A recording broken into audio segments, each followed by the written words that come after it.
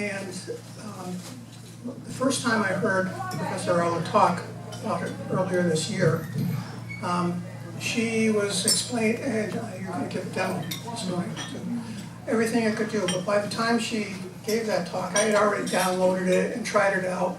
And my impression was, oh, it's a better Google, you know. You can prompt it for this or that, this is what I'm looking for. And it can give you more specific answers rather than, you know, all over the place like Google does. And so I'm thinking, well, call it AI, I don't know, it's not that interesting to me, nice toy. But then I heard her talk, and she was saying, this is going to change everything. And she gave a bunch of examples, and one of them was that one day she wanted to add, it's called a multi-select field to the spreadsheet. So like if any of you have ever signed up for like a news feed, and they'll give you a bunch of choices, like I want to learn about politics and cooking and religion or something, that's what a multi-select field is. But she didn't know how to put it into the spreadsheet. So she figured, oh, I'll ask ChatGPT. And ChatGPT came back and said, well, the spreadsheet you're using doesn't really support that feature unless you write a program.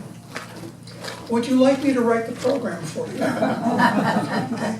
Now I'm sitting on the edge of my seat like, So she says, sure. It writes the program for her. And at the end it says, now, would you like me to tell you how to install this into your spreadsheet? Absolutely. And about 15 minutes later, she's got this multi-select field in her spreadsheet. And I'm thinking, this really does change everything. Okay, people like her used to pay people like me good money to write those types of programs. She doesn't need me anymore. And that's a bit scary.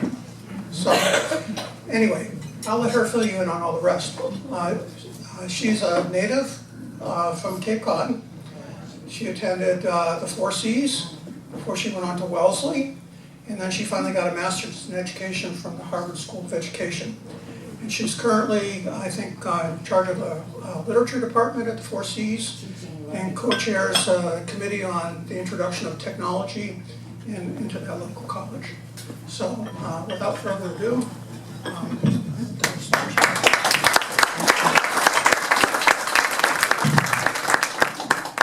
Thank you very much.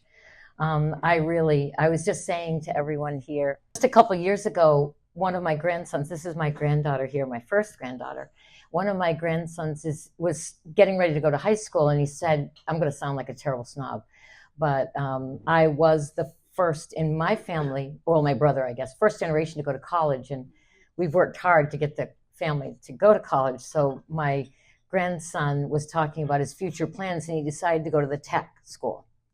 And he had always been a really good student, and I was really upset. You know, I said, are you sure? Because, you know, what I know from working with the tech, it's great, but they don't get the math, right? So my concern was he shutting off future doors because they do not have the math curriculum or the science. They don't have the physics. They don't have the advanced chemistry, those sorts of things. So I thought, you know, this was a terrible, you know, I was very worried about this. And then now life changes. It just literally flip-flopped. Now I'm so grateful that he's in the electrical program because I know that job isn't going to go away, at least until the robots are done. And from what we think right now, I'm not joking, the robots are in production right now. But to get them to be that agile and cheap, we're probably 50 years, maybe. But that's what they said a couple of years ago about AI, right? So I never thought that I would be a person that believed even in the potential of AI. And I sort of stumbled onto it sarcastically one day in class. I teach English, and I was teaching a literature course, and the students had barely done the reading, and they were sitting there like lumps, and they weren't interested. And it was science fiction, right, which I think is fascinating. So I said to them, you know, I was clutching at straws, and I had read this Atlantic article about AI. You know, AI is coming, and there goes everything in the world. So I said, well, you know, now I'm gonna prove to them how important the humanities are, because we're gonna use AI and show that only people can do these things. So I fired it up because I knew it was free. You know, we went on the internet right there in class. Never, ever, ever do anything with students that you haven't done yourself before. I should have known that. There's a rookie mistake. So, you know, but I thought they were interested at least. They're all leaning forward. And I said, let's ask it to write a sonnet. It'll never be able to write a sonnet, right? What will it come up with for a Shakespearean sonnet with a couplet, you know, all that sort of thing. And it took about, I don't know, it's not even, I like to say 5 seconds, but it isn't even 5 seconds. It's fractions of seconds. And it wrote a sonnet. And it was better than anything I've ever written in my whole life. And I've been writing poetry and sonnets. My students were amazed. We were all amazed. And I feel like we looked around at each other with this knowledge, this understanding that something amazing and terrible was happening right now. And I'm not exaggerating when I tell you, you know, class ended. I got through the day. I went home and got into bed. And I told my husband as soon as I saw him, I mean, it's afternoon and I am in bed with the covers. And I'm thinking, can we live in Maine in a cabin? Like, what is going to happen? I've never felt this kind of fear before. And, you know, my husband came home and I said, this is really bad. This is going to change I could see the line of it. I could see the domino effect. I still see that how profoundly everything we've ever done is impacted by this. But after a couple of years, it felt like years, a couple of weeks in bed, it really was. I was going home every day. I was existentially devastated. I'm very dramatic anyway, you can probably tell. But I was just like, oh my God, this world is over. And I heard on NPR, Sal Khan, who is the inventor of Khan Academy. I don't know what he got famous for in technology, but he built this website that's devoted to educating kids about math, right? And he's saved many kids who couldn't get through math and these instructional videos. So he gave a talk and he said, AI is already in the hands of every corrupt government on this planet. It is already in the hands of every criminal enterprise. You don't need a computer to use AI. All you need is this. ChatGPT is on my phone, and while I was in the restroom a minute ago, I asked it if it's a bad idea to invest in coins that they sell on TV in the morning. Because this morning, when I got up at 5 o'clock, I was walking up the stairs, thank you, and there was this ad, you know, one of those TV shows about coins for sale. And, you know, I get sucked into these things, right? I'm like, well, maybe I should go with coins, right? That's the original Bitcoin. So, and ChatGPT said nicely, probably not, especially those ones on TV. And, you know, I mean, it seems funny, but this is the reality. Like for my mom, that could have saved her a lot of money because she can very quickly find out now if something's likely a scam, if this is a good idea, whether or not to even entertain the thought. So it's a powerful tool. Back to Sal Khan. So he said, we cannot afford to turn our backs on this thing. We can't. I want to go live on the compound in Maine. I'm 64 years old. I'm telling you right now, the last thing I wanted was to take up learning something like this. I really did. I envisioned my happy sonnet writing retirement, you know? And, but I knew that we all are in a time of great upheaval. And that's why I come and talk to people, because this isn't just about like, you know, the kids off there or the technologists. This is about every single one of us has to learn how to use this tool, because we have to understand what it's capable of.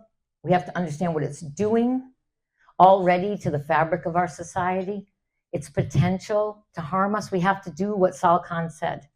We cannot turn our back on this thing. We have to understand it.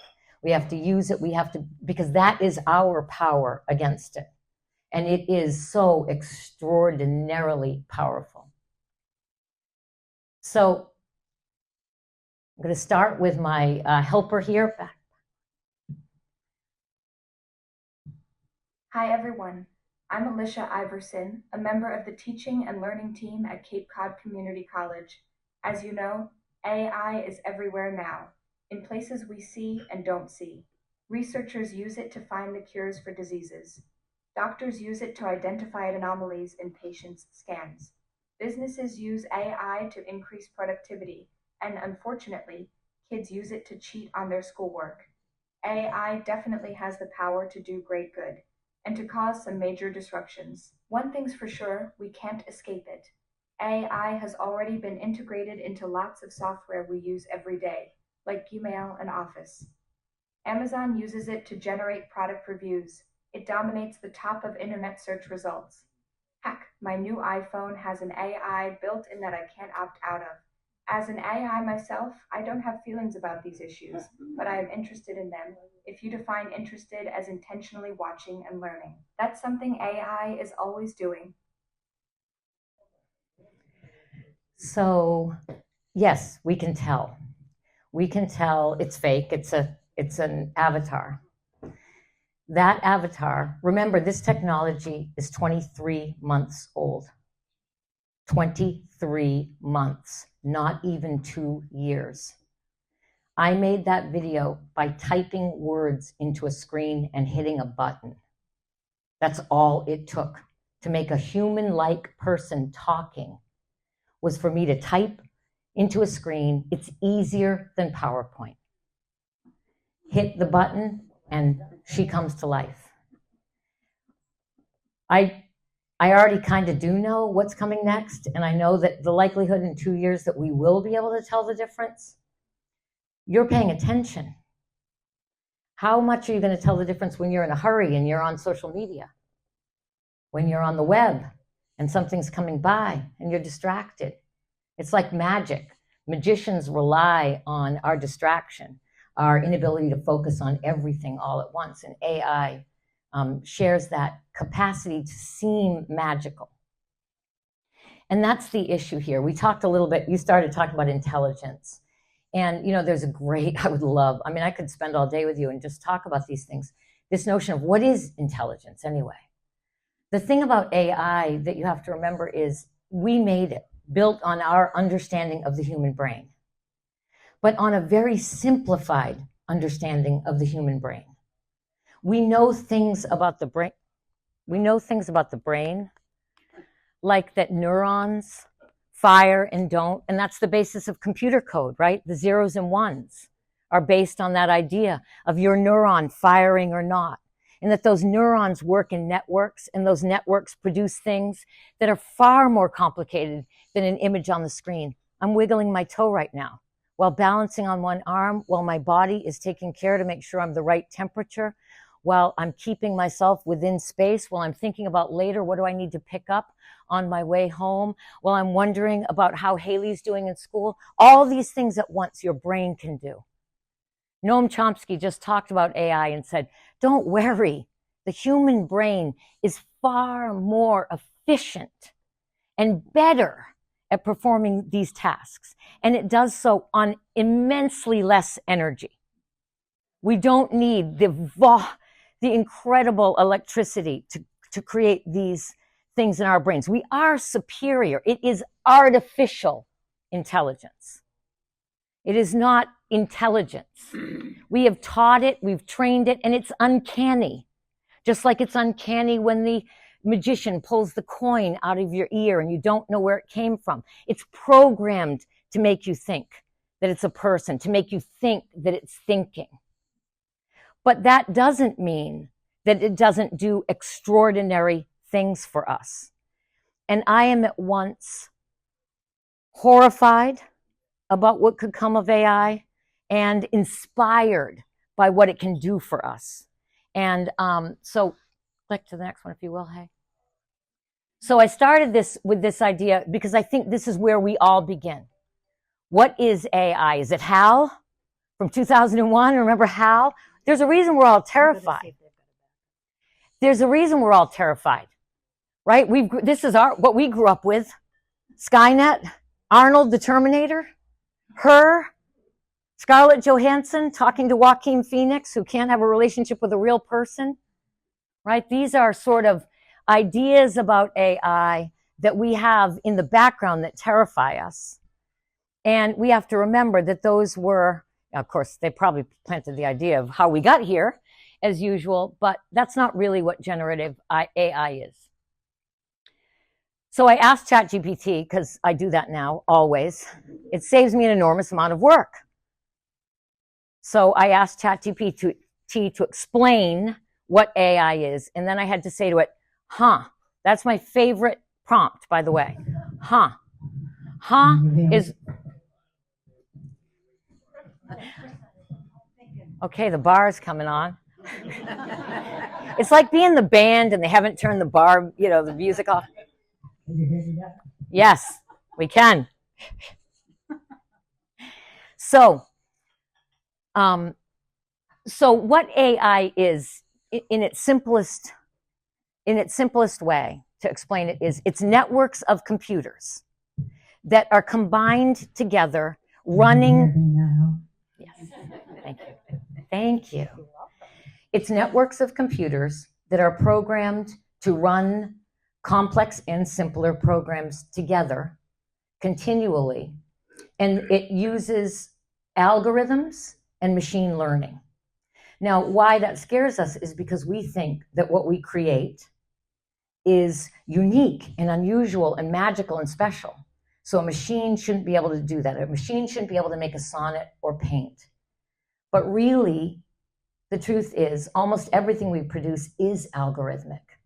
We don't, when we sit down to paint a painting, we have a palette of colors that are available to our brain to perceive. There are other colors in the universe that we can't see, so we don't use them.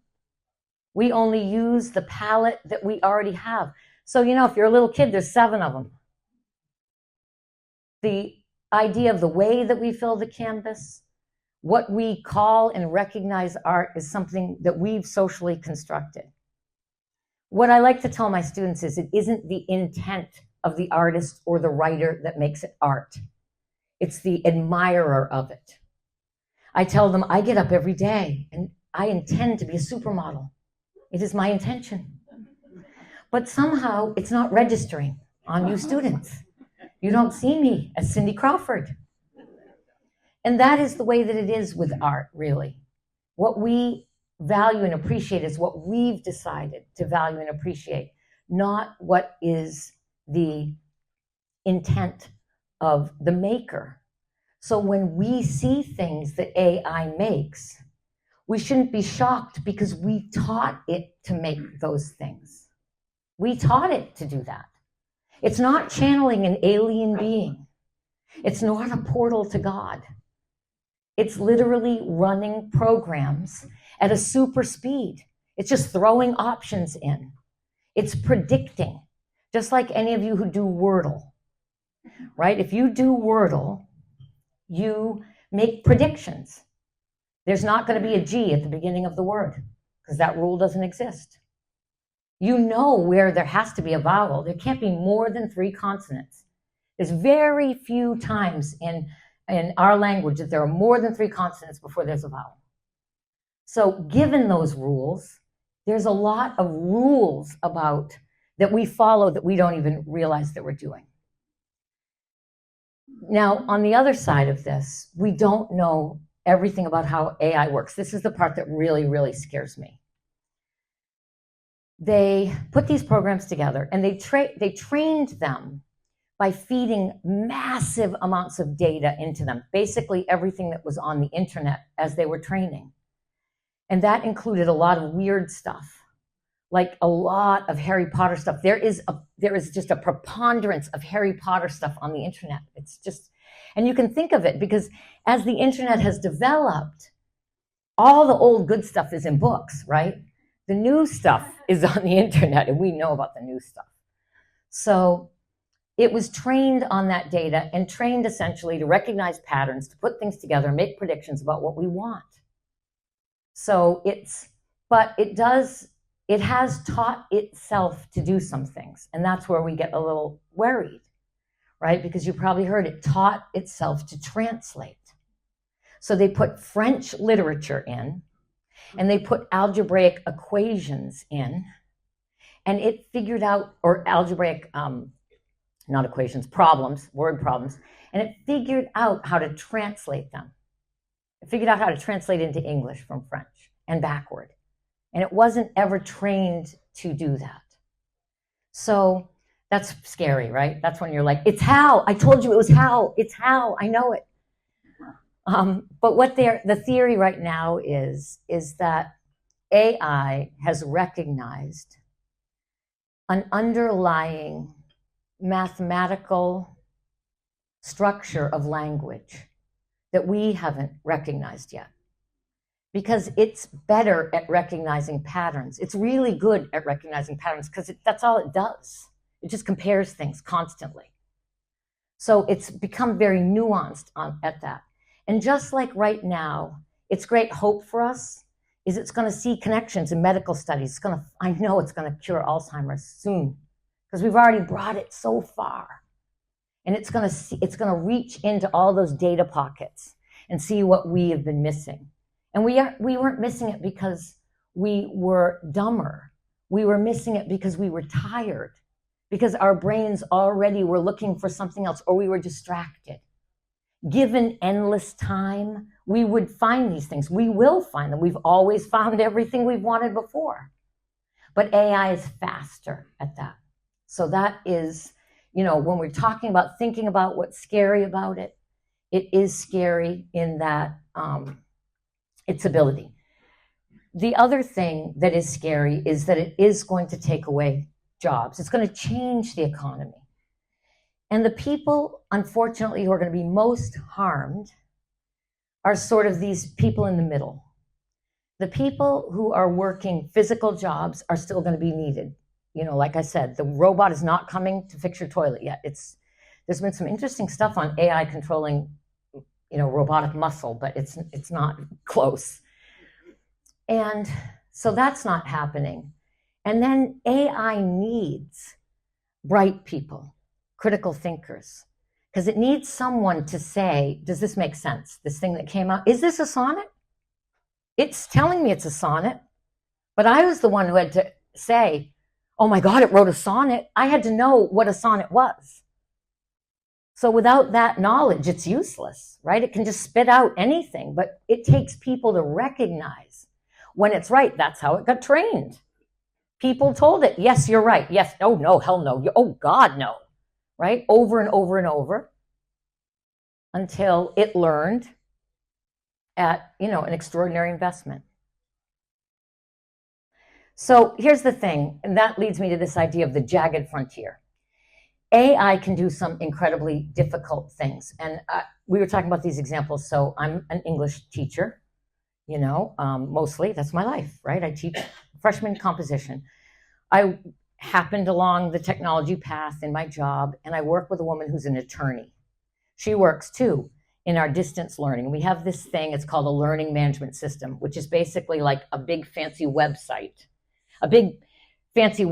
with a page for every single course that's run at the college. So here we are, the two of us, and we, our job is to make sure that it's, to call the people up and say, hey, yeah, we need this fixed or whatever. So we got into a predicament. It was really old. The people told us, you got to upgrade. The money came finally.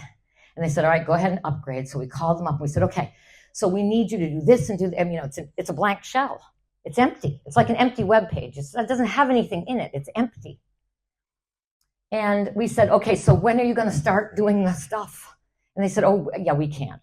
We've got a backup in about a year. We could fit you in a year. We're like, we don't have a year. We said, we're breaking down and we got to run a semester. We get a month till school starts. What are we going to do? They're like, we cannot help you.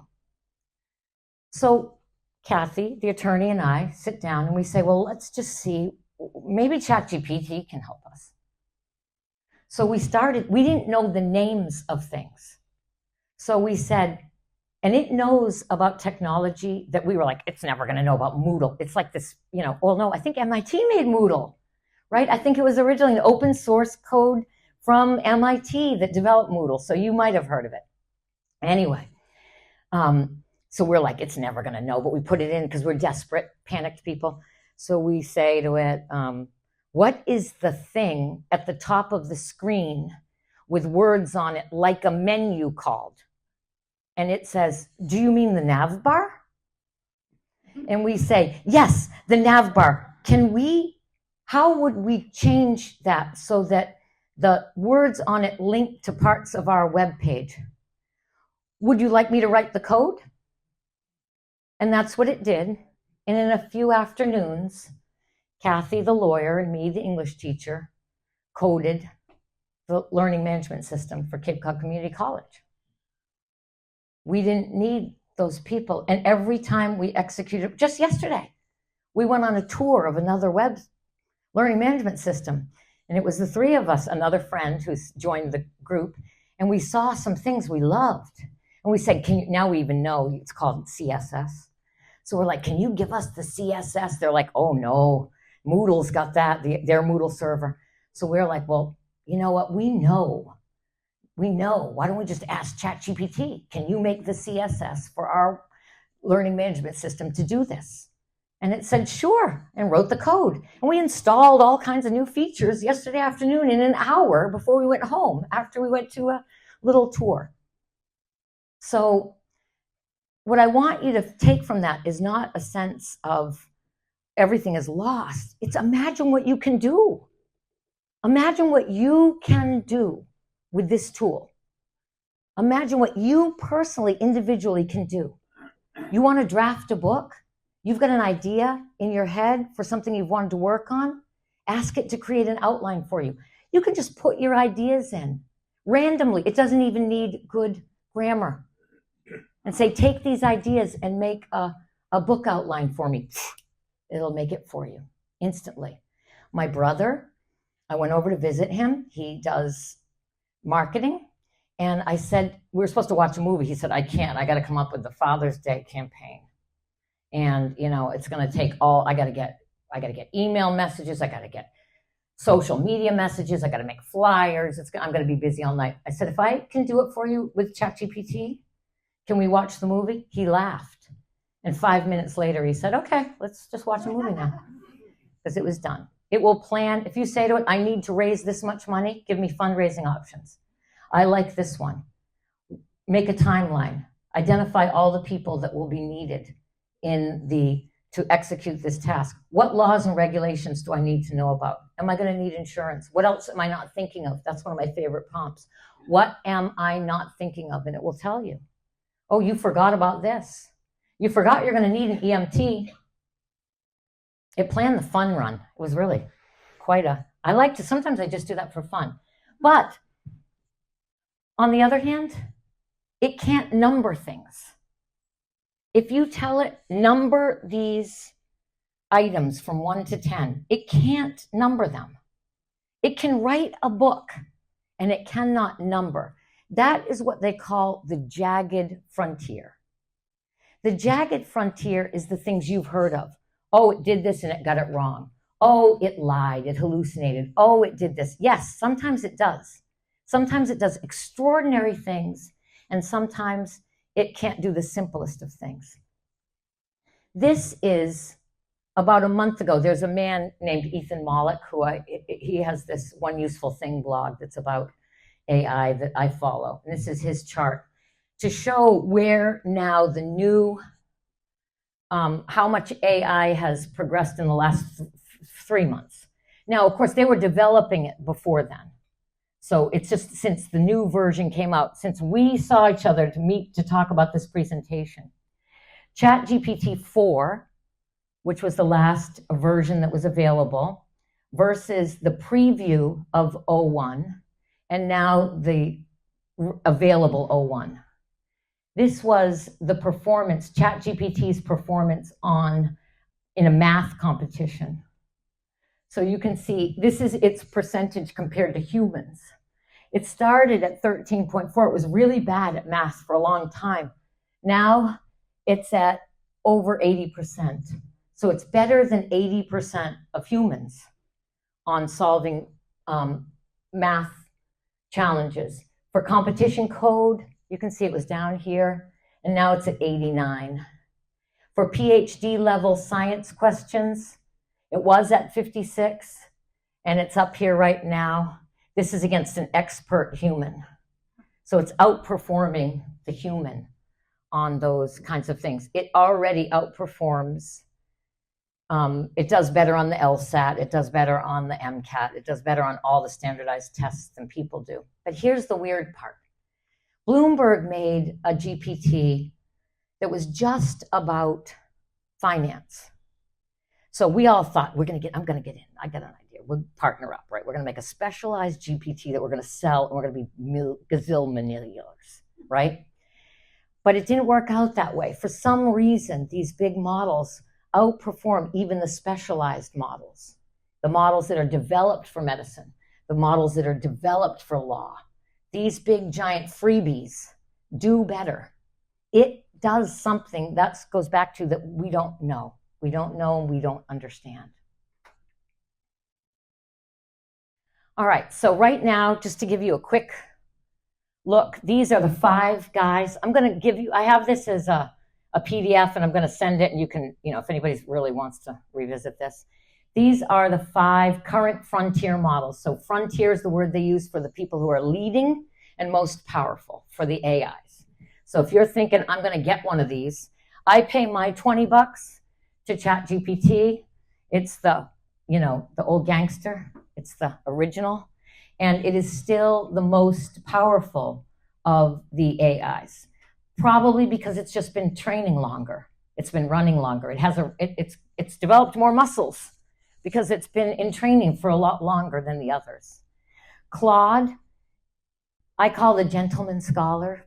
Claude is a beautiful writer, and its real strength is in writing. ChatGPT will make video, it'll make images, it writes code. Claude is better at those things. Then we have Gemini. Google search's secret sibling. One day, without telling you, Google just put Gemini in everything. It's in your Gmail. It's in your search engine. It didn't ask you if you wanted it. You don't really have a choice. It's in there. They just full on went for an integration. And so when the thing that you have to pay attention to that my students noticed is if you are using Google as your search engine, which 90% of America is, the top result is an AI answer.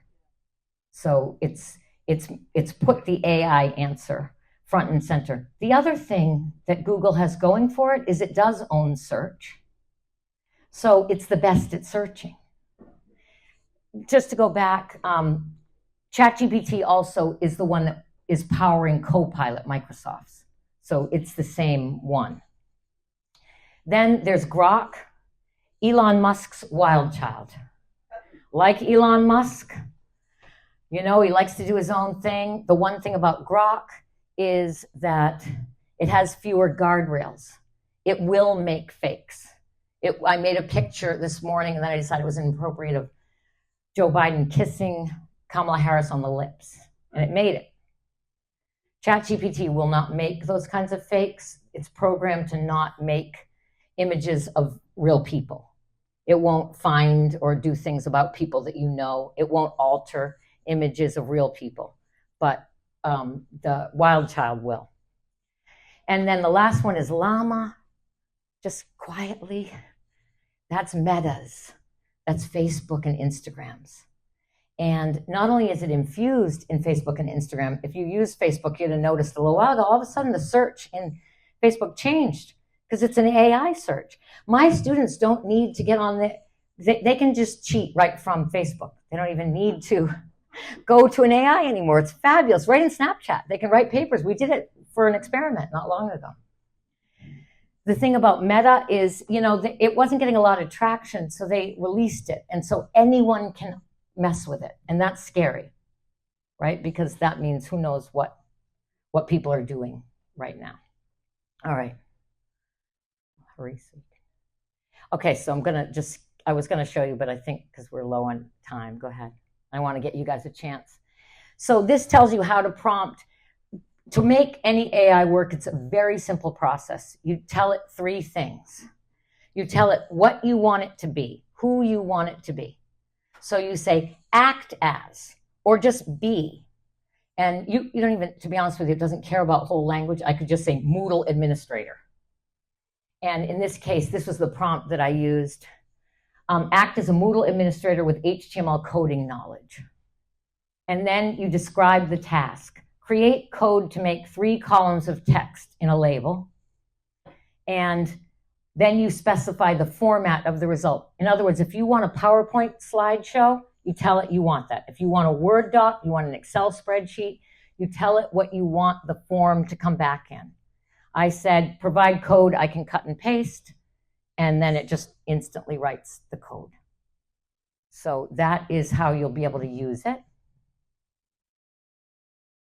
And these are my recommendations for how you could use ChatGPT. And I was just telling the people at my table, I'd love to have a workshop, a hands-on workshop to teach you how to do it, right? And so you just have to come and we'll work at computers and you'll practice, because I'm really committed to getting as many people, especially brilliant people, to know and use this tool, to not be afraid, to feel confident, to use it. It will do all kinds of things. I use it in craft projects all the time.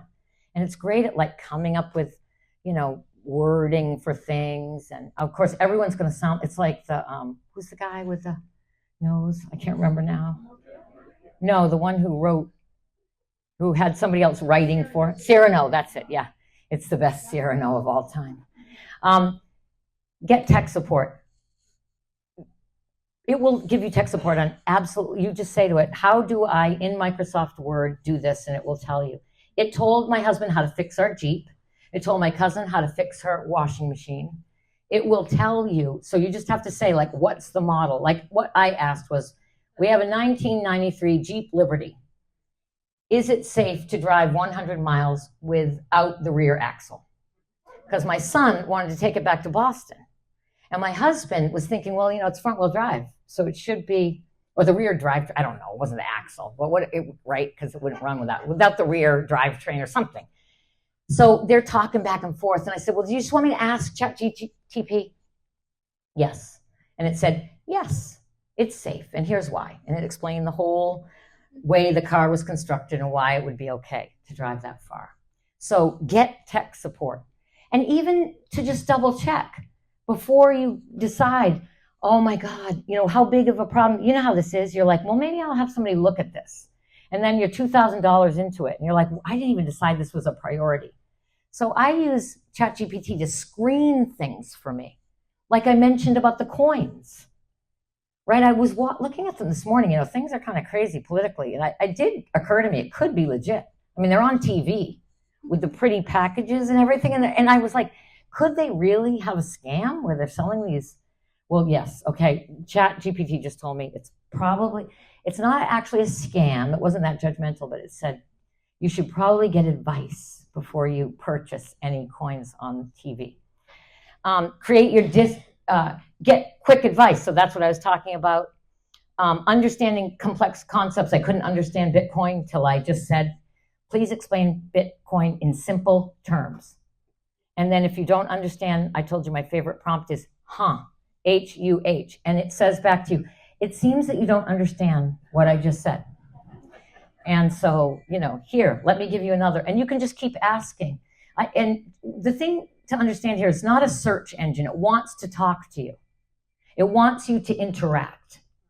So, I said, this seems stupid. Who would want money that isn't tied to a physical substance or work? And then it said people that want something independent of a government. And I never got that part before. And I was like, well, who's that? Of course, who is it? It's probably the people who own ChatGPT. It will translate, which is wonderful. It'll translate. And the other thing it translates for me is complicated letters from my insurance company who tell me that by such and such a blah, blah, blah, blah, blah, blah, blah. And here's the really cool thing. Now you can take a picture of a letter with your phone and then upload it to ChatGPT. So you just take a picture with your iPhone. Of course, now Apple's integrating, so you're not going to need to upload it, but you can, or if you're using ChatGPT on your phone, which I do have, you can just upload it and then ask it to explain to you what this means. Now, we're all good readers, right? We're all educated people. But consider how many of the people in the world get that letter about the insurance company and that change, because now you're in a flood zone and panic. I have people who call me and ask me to read letters for them. So this is a tool that can help people and help people with their independence. The other thing is, as I mentioned before, plan anything. Just tell it where you want to go and how much money you have to spend. I did that. I said, I have $500. I want to spend 2 days in the Boston area. I don't want to go to any monuments. And then it told me. And then I said, can you give me ideas of restaurants? And it gave me restaurants, and based on what I was interested in. And then it gave me an itinerary and gave me directions on how to drive to each place in order. It said, you'll arrive at the restaurant around noon. When I went on a cruise last year, I used it, and it told me I wanted to go to the place that invented pina coladas. And it said, it told me how to walk there from the cruise port. And then it told me not to go until 2:35, because that's when the rush would be over and I'd most likely not have to stand in line. So, it's really helpful. It's like an assistant. Okay, hey. All right, so you remember Alicia? I just wanted to point out to you, this is what the interface looks like. I just selected the avatar, typed in here on the script button, hit go, generate, and it made a movie. So that's a fun thing to do. And this is one of the other things. I think it's really cool. Like, I'm really trying to maintain my cool and my age here with the grandkids. So I try to come up with these cool things to do with them. They're like, wow. So here are 5 really cool things you can do. You can do the make an avatar. You can create a song. If you go on Udio and you type in what you want the song to be about and what genre, and it writes a song with lyrics and sings it to you. I had it write one about how sad it is that English professors aren't as valued as sports stars. And it wrote it was really fun. But I mean, if you have a retirement, I'm not talking about like your great opus, but say your friend is retiring or it's somebody's birthday, you can have a lot of fun with this thing. You can make your own chatbot. I'll teach you that if you come and take my little class. And basically what that means is you can train ChatGPT to do things like translate into Pig Latin, or only, find out obscure facts about Star Trek. You can teach it with some specialized training, and then you don't have to write these long prompts. It just automatically sort of knows whenever you put something in, this is what you want it to do. You can make really cool art. And the last one that I thought you guys would love, you can go on this site called Illuminate, and they take scholarly papers and turn them into NPR podcasts with a couple of people talking about the results. And they sound so much like real NPR people. And they're like, so what did you do to do your study? And then the person's like, well, we looked at 80 individuals, and they talk about your scholarly papers. I'm sure some of you have written them. So you should upload them into Illuminate and turn them into something cool. And then you can educate your grandchildren at the same time while dazzling them with your technical expertise. All right, so this is the end. What I really wanted to do was to make sure we could have some time to talk, and I think I talked way too long. But I wanted to give you a chance to ask questions or make comments, or, what do you think about all this? Yes? One of my concerns here for the future is the young people that are in colleges today, and even high school, they're using this, not thinking. How is the education system? Yeah, this is a big problem, and the problem actually originated before then. What's the question? Right. The question is, thank you.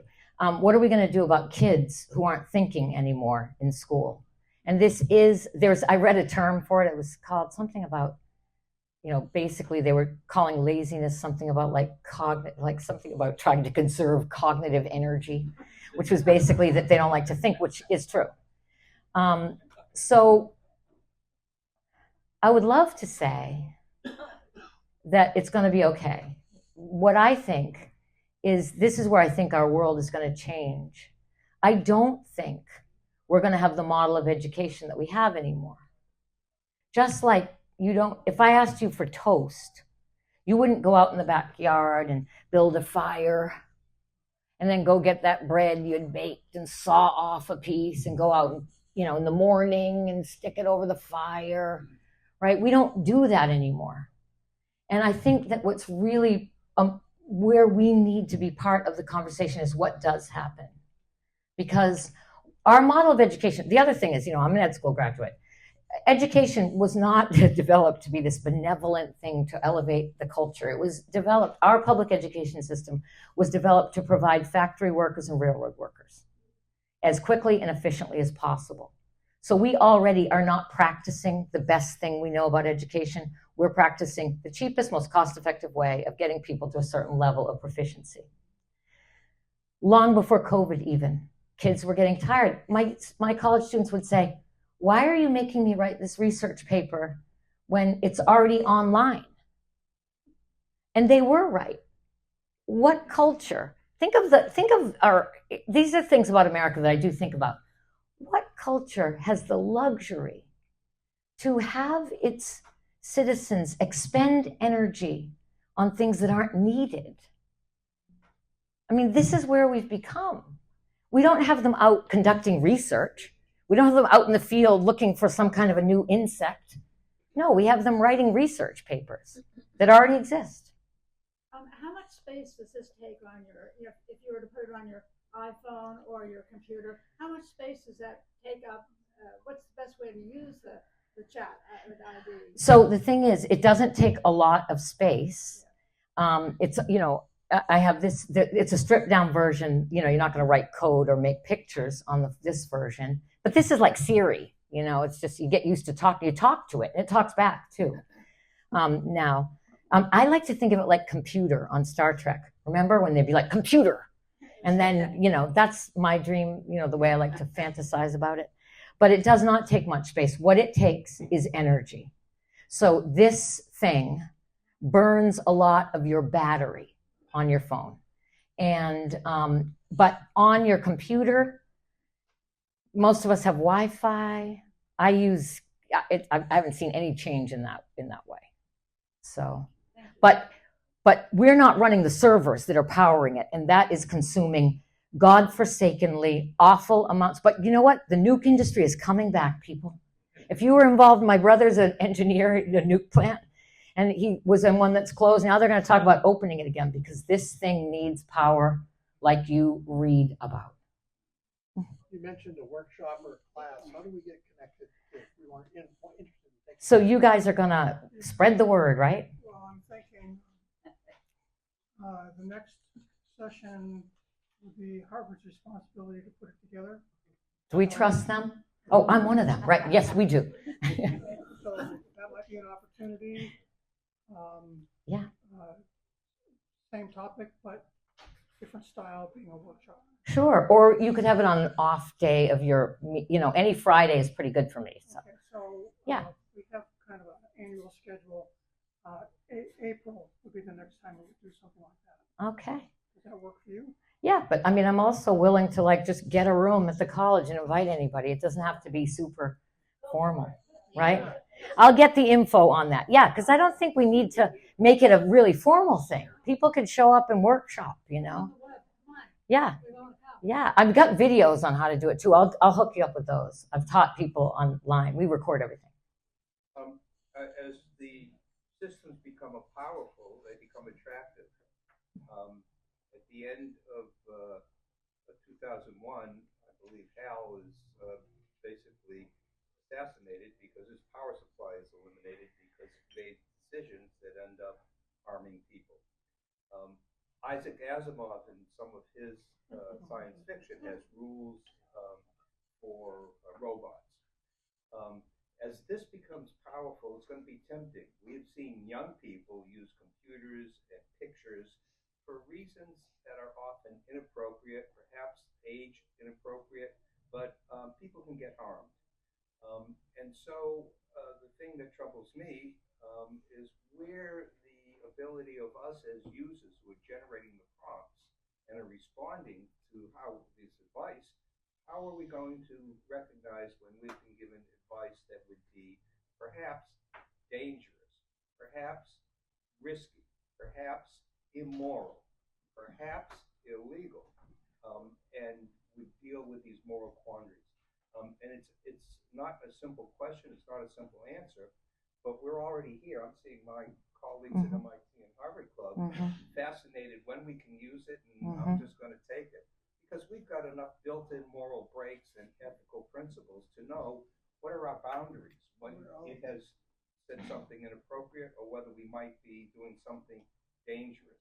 But as we lose capacity and age, as other people use it and may not recognize the moral rights and wrongs, there's a potential here. And I'm sure we'll hear some examples in the news, and you may even have some examples. But I'd like you to give us some sense that this is so exciting and, I say, seductive and tempting. And you told us this is what AI wants. I don't know how AI has those wants the way you and I as humans have wants. But we're going to be very, very tempted by what you've shown us. And I guess I'd like to have some sense of those developers and users and teachers. Where are we going to get that caution or guardrails or sensitivity? Well, this is why I want you to come learn to use it. And I'm here. This is exactly why. I think, honestly, I don't think we're going to teach writing pretty soon. We'll teach it somewhat creatively, but it's not going to be the core. I really hope we go that way because the literacy rates are at the worst place in 30 years. And that was way before COVID and ChatGPT. I think we have to retool education to build ethics in. I think instead of having English Comp 1, we're already talking about a curriculum around ethics and critical thinking. So I think we have a room, because some stuff's going to fall out of the curriculum. I think we have to put it in there. I think we have to have ethics. And you know what? Good. It's about time, right? We need that anyway. And I think we have to start with kids. I think religious communities need to talk about technology to children, not pretend. I'm a Quaker. We're like Luddites, right? They don't even have lights in the meeting house. We have 10-year arguments. We're going to have lights. Never mind. But we have to have these. We have to talk to children. This is their world. And so we have to talk to our families. And that's why I want you to know how to use it. So you can say to your kids and your grandkids, have you talked to the kids about AI yet? We have to have that conversation. There's already evidence that children are abusive to technology. They think of technology as its own ugly form of slavery. I even have some guilt and concern about how much I take for granted what AI produces in lieu of another human's efforts. And I don't know how that's going to translate into this world. But what I do know is you're leaders and thinkers. So we can find answers. I have faith that we will. How was these models trained on material that is behind paywalls? For example, if I ask it to write a book report of this particular book, and in order for me to get the book, I had to pay 20 bucks for it. So how does it do that? So it doesn't anymore. I'm sure you heard back in the beginning, it was going beyond paywalls. And then it got shut down. So it had no more access to the internet.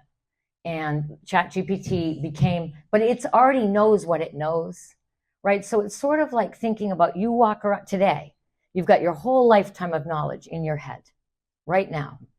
So think of everything you could do without knowing anything else that ever happened, right? You still have most of your capacity. You don't have news and you don't know about current events. So then essentially they made a deal. And there's a lot, we look at that intellectual property. We were talking about this at our table because we have a very American, not to be un-American, I love this country. Trust me, I'm so glad I'm an American. I'm the most happy.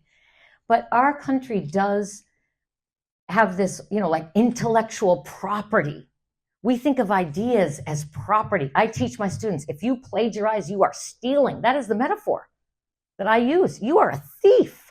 You are a disgusting, dishonorable thief.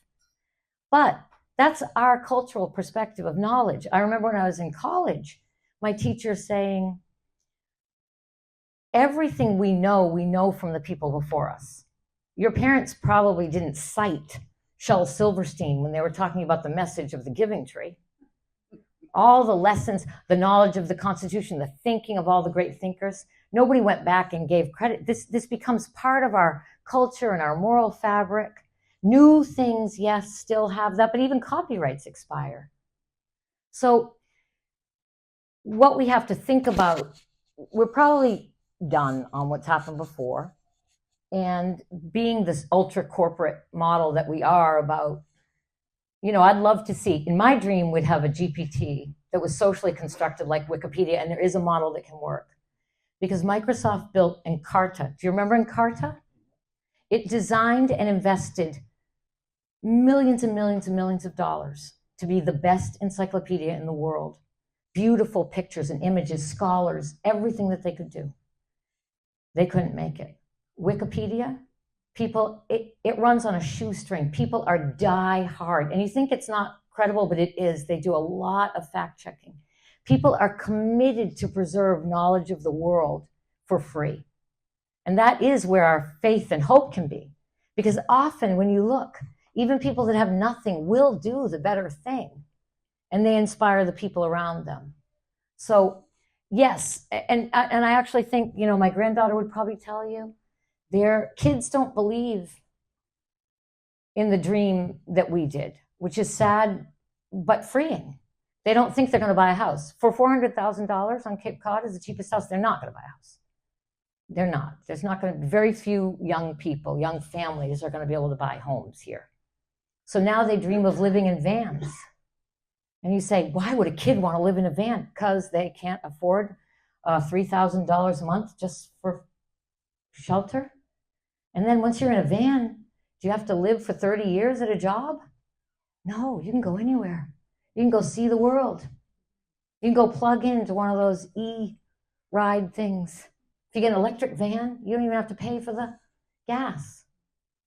And so they're evolving their vision right now. We all know, we're obsolete in those ways. The new cultural, perceptions and values where we're going have already started that sea change. Sadly. But, then you just hope maybe I'll croak off before I have to hear it. Yes? I'm wondering, when you're talking about the algorithms, how does it deal with racism and sexism and homophobia and whatever the long list is? Horribly. And these are the things this is why you have to teach it. But on the other hand, it's the teaching tool you're waiting for. Because as a teacher, for me, I asked it to make a picture of a mermaid playing the guitar. Right? And I was doing this actually I was going to do this thing with my grandkids. So it gets the mermaid, she's sitting on a rock playing the guitar. Ting, ting, ting.